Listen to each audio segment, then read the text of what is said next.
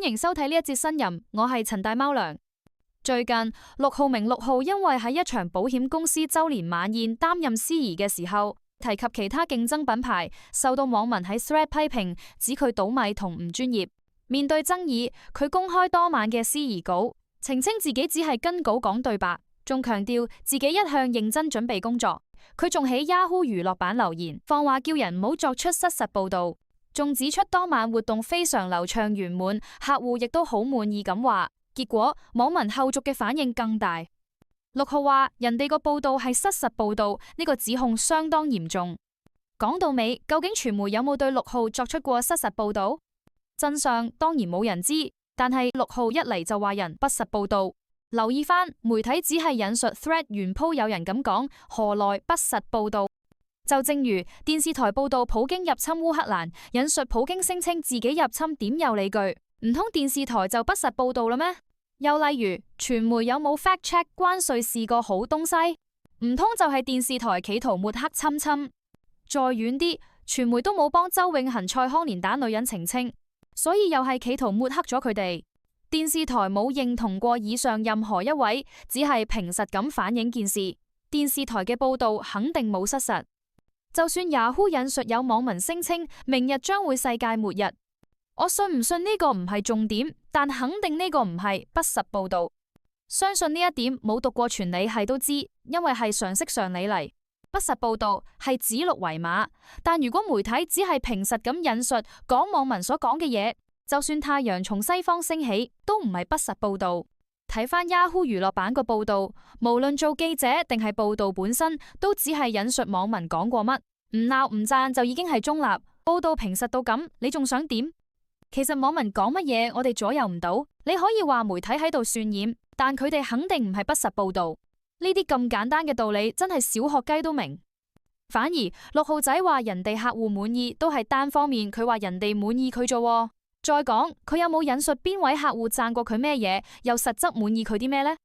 直到而家都係佢單方面話人哋主辦方好滿意佢嘅表現啫。又如果人哋主辦方只係客氣咁話句唔該晒 good show， 佢就當人哋真係非常滿意佢，咁失實嗰個又係邊個呢？又有冇主辦方嘅人可以出嚟同阿陸浩哥澄清下？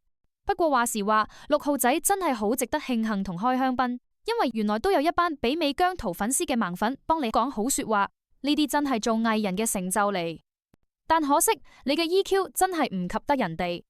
姜濤冇嘢叻，但佢起碼佢而家唔敢再亂講嘢。而你陸浩呢？自從你果單香港係沙士源頭，都咁多年啦，似乎你從嗰次事件受到教訓，但結果都係冇反省過。試想一下，人人都係咁，責任全在對方，人人都好滿意我啊！打飛機打上腦，自我陶醉到咁，你又點會唔強大呢？但係咁又點？咪盞更多人睇唔起你咯？你同你啲粉為咗同自己洗白，夾硬話人哋嘅報道係不實，其實你哋先至係將黑講成白嗰個。傳媒盲目吹奏一個藝人絕對唔應該，但係傳媒亦都冇義務要同任何一個藝人講好說話。藝人本身係咪應該先要做好自己？冇啊，媽攬你就話人蝦你，傳媒唔幫口你就話人不實，你都真係好不知所謂。陸浩話當晚活動非常流暢圓滿進行，客戶亦都好滿意，我非常珍惜每次工作，都必定用全力去準備好每個工作。事實又係咪咁呢？如果睇到份稿有問題，作為一個專業 MC， 肯定要執過先講得出口。只不過其實佢開工之前花咗幾多時間去準備啊？定係上到台先睇 Q 卡有咩講咩？仲有咩爭議就拎份稿出嚟同網民討論，話俾大家知，其實份稿真係咁寫。陸浩此舉只係想免去自己嘅責任，更加顯得佢一啲都唔專業。因為呢件事唔係咩公共議題，但你就一個唔該，喐啲就將內部文件拎出公海示眾。其實你有冇問準 marketing 公司可唔可以俾你咁做㗎？再講，你 show 份稿出嚟個目的又係咩？係為咗刷存在感，定要話俾大家聽自己其實好專業？但係你以上種種行為又係咪專業嘅表現？至於嗰句感謝多位客戶嘅支持，相信大家眼睛都係雪亮，就更加好笑。唔同人睇佢呢件事都可以有唔同意見，係咪唔 buy 你呢件事嘅言行同表現就係眼睛唔雪亮？自己唔夠圓滑，得罪晒未來客戶，第二日仲有冇人再揾佢做活動司儀，就第二日至知。但從6號哥咁率性嘅表現，真係唔覺得呢個人係非常珍惜每次工作。呢單嘢雖然花生，但 Yahoo 只係平實咁引述網民發言，既唔加鹽唔加醋，又冇帶到風向，亦冇認同任何一方，咁就冇任何責任問題。你想件事唔好發酵，理解，但係你唔可以用報道失實呢個大話，企圖叫任何人收口。你可以質疑網民言論失實，但絕對唔可以話傳媒報道失實。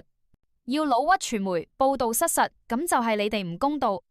用啲旁門左道嘅方法叫人收口，更加係無恥嘅所為。